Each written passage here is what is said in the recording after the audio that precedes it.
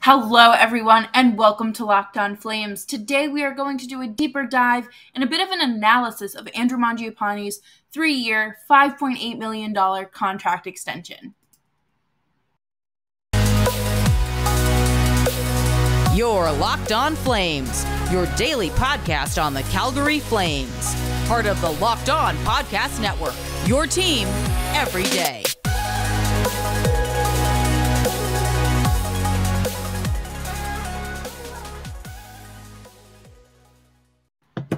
Well, hello, everyone, and welcome back to Locked On Flames. I'm your host, Jess Belmosto.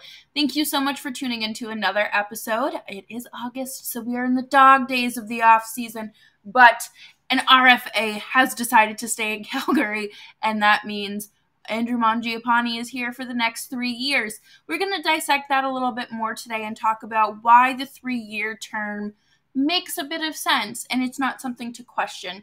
But as always, make sure you're subscribed to Locked On Flames wherever you get your podcasts. And we are available for free on Spotify, Stitcher, Apple, Audible, you name it, and YouTube as well. Free 99 will always be free.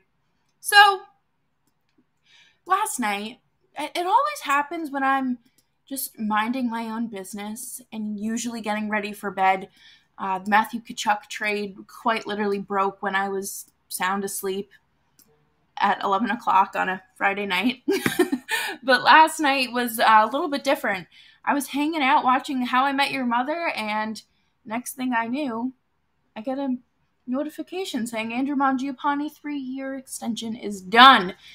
We talked about how arbitration can create really uncomfortable situations and can almost create a bit of animosity and bad blood between the two parties because you are, campaigning for why your player shouldn't make this much money. And it's kind of, an awkward situation. So let's talk term, salary, what this means for the Flames for the next 3 years. 3 years, okay? 3 years. That feels like it's a short period of time, but it's kind of a long time in hockey. If you think about it, how fast teams can fall from grace and how fast a team can rebuild themselves. I mean, look at the Colorado Avalanche and what they did in 5 years even, where they were 5 years ago. So we just got to think about that, And Arizona was a playoff team 3 years ago as well, 3-4 years ago. So, 3 years a lot can happen. But he is now the second highest paid Flames player on the payroll behind Sean Monahan. The Milan Lucic contract doesn't count there because he was traded for, so it's technically not a contract that they signed. But my first reaction to this was, okay, good. Number one, I was relieved that they weren't going to arbitration. I was very relieved to see that they were able to get an extension done. I've mentioned it before on the show, but the agent for Mangiapane did not want to do a 1 or a 2-year deal. They wanted something long-term, but I guess they met in the middle with 3. Which is fair because, Mangiapane is 26. He'll be 27 in April, and that takes him to, that life-changing contract year. And I guess it is a fair timeline, in my opinion. I think it is. I think it's very fair to sit there and say, okay, his development started a little bit later than others, and that's okay. There's nothing wrong with that. And he's here. He's here now, and it gives Tree Living time to continue to put together a contending team. Tree Living's contract is up at the end of this season, as well as Daryl Sutter's, so that they're both going to be working hard in order to earn that extension. Do I think that the Flames will be playoff teams those next 3 years? Probably. I mean, they're in the Pacific Division. It's not that ridiculous. It's not that hard to make the playoffs, but I'm hoping what we see here is a continuation of what we saw last year. 25, 30 goals every season from him is not unrealistic. I think that that is absolutely something that he is capable of doing. He had a quote he was talking to Ryan Dietrich. He writes for the Flames website and works for the team. He says, I was a little timid to start my career. I think now I'm just coming into my own and showing the world what I can do, that I can be an everyday impact player. There's room for players to step up, and that includes me. That includes other players. There's room there. There's opportunity, and now it's time for us to fill spots and continue our own growth too. That's a great way to put it. I think that, if anyone's going to speak on their own growth and how they can continue to help this team, it's going to be the player themselves. It is absolutely great that a player has some self-awareness there. It's no one is immune to criticism, and I think a lot of people are just going off of how he kind of fell flat in the playoffs, and they're not considering how he scored almost 40 goals in his second full season with the team. Just an observation. And we're going to talk more about his career so far next, because I'm very intrigued to see where this goes. Do we think he has a regression next year? Do we think that he continues to score north of 20 goals? But it's not just about the goals. Let's not forget that Mangiapane is every coach's dream and a 200-foot player. He brings so much to the team in terms of special teams, 5-on-5 strength, that defense, the ability to score. He does it all. And I think that he's not set up for failure. He's being set up for success here, especially with that Backlund and Coleman line. That line is going to be one of the best in the NHL this year. I guarantee it. So, coming up next, we're going to discuss Mangiapane's career so far and how he is a little bit of a late bloomer, and there's nothing wrong with that. But first, we are going to talk about BetOnline. BetOnline encourages you to gamble safely, as well as I do. There are plenty of resources out there if you are struggling. And, there's plenty of things to bet on. The LPGA is starting this week. Definitely bet on that. There's regular men's golf. There's the MLB. The trade deadline's gone.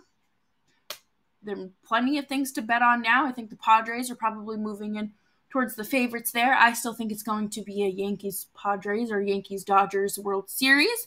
But don't take advice from me. Head on over to BetOnline and see what the experts are saying. BetOnline has everything you need from A to Z to place your bets. BetOnline, where the game starts. Andrew Mangiapane was a 6th-round steal back in 2015. He was the 166th pick overall. He is 5'10", and 184 pounds. He is a quote-unquote little man. He is now the little guy on this team, now that Gaudreau is gone. But he did spend some time developing. There's nothing wrong with that. Some players are ready for the NHL straight out of the barrel, straight out of the shotgun. I don't know what I'm trying to say here. But, they're straight out of the gate. That is the word I'm looking for. There we go. And there's nothing wrong with that. Everyone develops at a different pace. Think of when you're growing up and you hit a growth spurt and then your friend didn't hit theirs for a few months after, and then all of a sudden they're taller than you, and then you're playing catch up with them. That's how I view development. Everybody kind of goes at their own pace, especially depending on what system they're in, what organization they're in, and that there's, again, nothing wrong with taking your time. I know most RFAs, are 24. Like you look at Matthew Tkachuk, 23, 24, when they hit that their first or second RFA status rather, and Mangiapane is 26 years old. He shares a birthday with someone that I know, and that's quite literally the only reason I remember that to the day. So he will turn 27 on April 4th. So let's remember that. So that's, he'll hit UFA status at 29. So again, that's the contract. That's the big life-changing contract. But let's get back to his career before I go on a tangent here. In his first 10 games played with Calgary back in 2017, 2018, he was 21 years old. He had no points. A little goalless. It was a -3. Not that plus minus is ever really a fair assessment. I really don't like that statistic. But the following year, he played 44 games and he had 8 goals, 13 points. So you see, he's getting there. He's building up to something.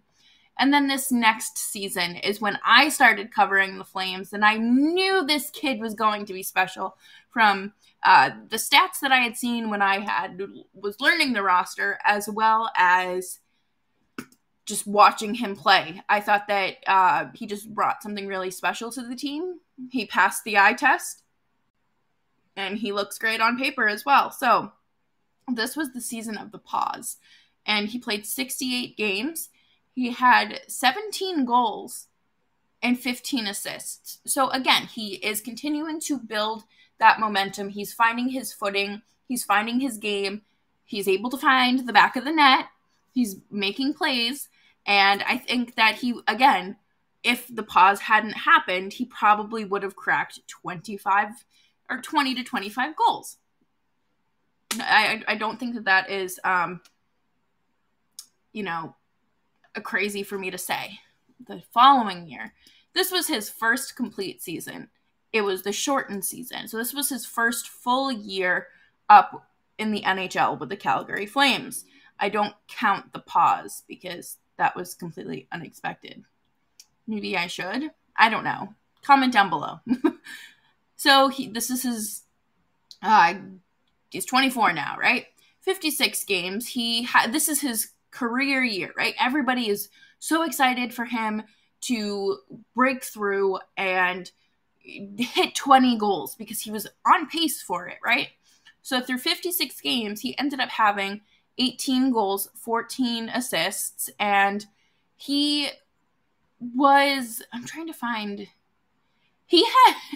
had 4 game-winning goals, which I think is crazy. I don't know, especially in the North Division, but I would never want to live through that again. That was so brutal.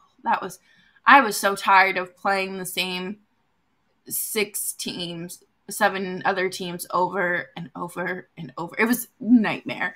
But, I think that's kind of when he started making himself a little bit more well-known to people outside of Calgary. He was playing such a fun game against players in the North Division, like Austin Matthews, like Connor McDavid, Leon Draisaitl. I can't say that they played their best against the Senators, even though they were one of the worst teams in the league. Whatever it was, the Senators just had the Flames number, and they were just all over them. But again, you look at this last season that he's had, and 82 games, he had 35 goals. 35 goals and 20 assists. He started out the season strong. So strong. I don't know what it was, but the momentum, the season started and he was just like a bat out of HE double hockey stick because he was just absolutely phenomenal from offensively, defensively. That Mangiapane, Backlund, and Coleman line was just everything that you could dream of when you think of a 200-foot game. And they were not set up to succeed in the series against Edmonton. I think that they should have been out there against the McDavid line. I think that that would have been an absolutely just a lot more successful than putting out Lindholm, like the real top line, I guess.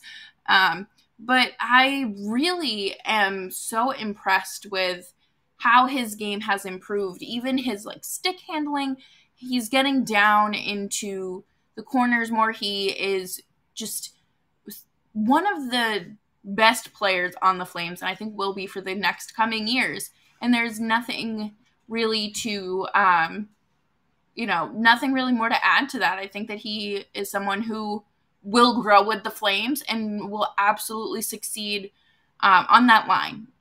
He's a player that you can kind of plug anywhere in the top six, but especially the middle six as well. I think that last year he scored a chunk of his goals on the third line, but that there's truly nothing wrong with that. I don't think I am very impressed with what he does, and everyone else should be. This next season could easily become the season where he becomes a household name. I'm just saying, that is what I could see happening. And especially, if Blake Coleman is able to adjust to the, settle in his sophomore season in Calgary, I absolutely see that line being a problem. And there's nothing wrong with that. I think that would be incredible to have, two real top lines. Your top six would be really solid. And I don't want to see Toffoli kind of move down to the third line. I want to see him try out that right wing on the top, but on that first line. So we'll have to see. And coming up next, we're going to wrap up the show with where the Flames could be in 3 years and how this probably will be an entirely different team. Thank you all so much for following along with Locked On Flames. Don't forget you can follow me on Twitter at Jess Belmosto, and you can follow the show's Twitter feed at LO_FlamesPod. I think it's fun to speculate about where a team could be in 3 years because, I mentioned earlier, 3 years ago, Arizona was in the playoffs. 3 years ago, Winnipeg was in the playoffs. The Blue Jackets were in the playoffs. The Rangers were still in their rebuild phase, and now they just made it to the Eastern Conference Finals. Buffalo was still buffaloing, but I think that there's a lot that can happen. And obviously you see how much can happen over a summer. But right now, Blake Coleman is the only Flame that will be under contract in those 3 years. Well, at the end of those 3 years, Dylan Dube will be an RFA. I would like to think that the Flames will have some extensions done before then, so they're not rebuilding the entire team. But, I would assume a Lindholm extension gets done. Jonathan Huberdeau probably gets done as well. I know over the weekend that Huberdeau and Brad Treliving met in Montreal for some nice dinner. Can only imagine what they talked about. Can only imagine, the conversations they had over, a nice $30 steak and an expensive bottle of wine. Dylan Dube, like I had mentioned, is going to be an RFA, and that's another player I'm interested in to see where he is in 3 years because he has a lot of potential. And Noah Hannafin will hopefully still be a Flame. I don't know. I don't know where his career is going to take him. Could he go back east? Go back home? I don't know. Mackenzie Weegar. He mentioned he wants to sign long-term in Calgary, and in 3 years, that is probably the start of, or at least the beginning of a long-term deal for him. I don't have very high expectations. I'm going to be entirely honest with you.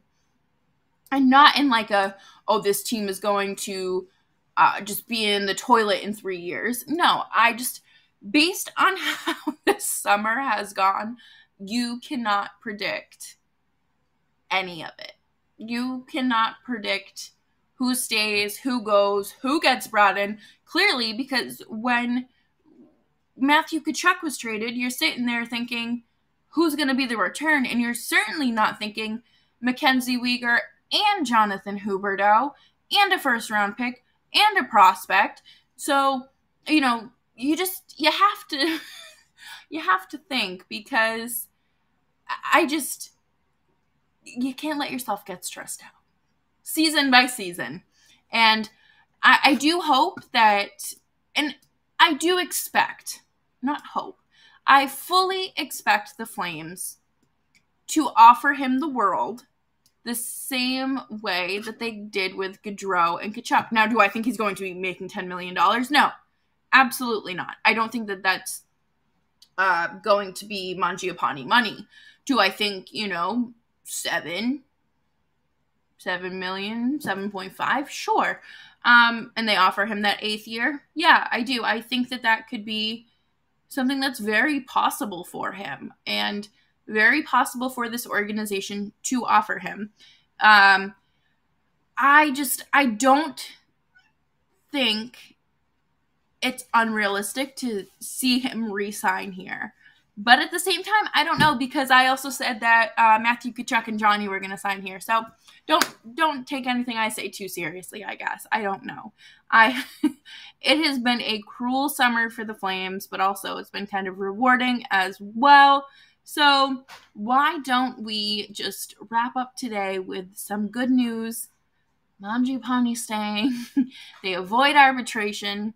I don't believe they have any more RFAs to sign, because Shillington's deal got done as well. So we're going to see what this roster looks like, and we'll have plenty more to talk about as the summer rolls on. And Brett Sutter is also now part of the Calgary Flames organization again. He is now on the Calgary Wranglers, which is going to take some time to get used to saying, the Calgary Wranglers. Yeehaw. But thank you all so much for tuning in to today's episode of Locked On Flames. As always, I'm your host, Jess Belmosto, and you can follow me on Twitter at Jess Belmosto, and you can subscribe to the show wherever you get your favorite podcasts. And I will see you later. Bye-bye.